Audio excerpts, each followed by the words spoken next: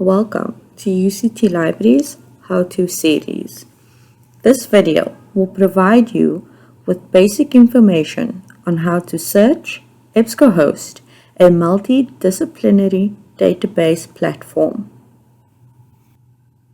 You will need to access UCT Libraries website at www.lib.uct.ac.za. You will now select Databases A to Z. There are several ways to select EbscoHost, either under E in the database list A to Z or under Popular Databases on your right.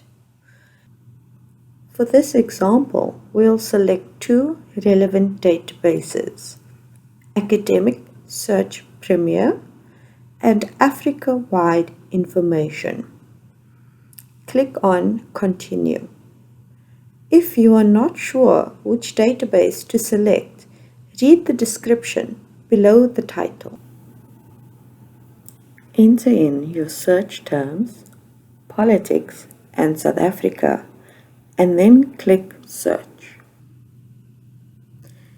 You have an option to refine your results by using the tools on the left. You can click on the title to get more details on the article. If you need more help, please contact any of the librarians. You can further check out the other videos in this How-To series.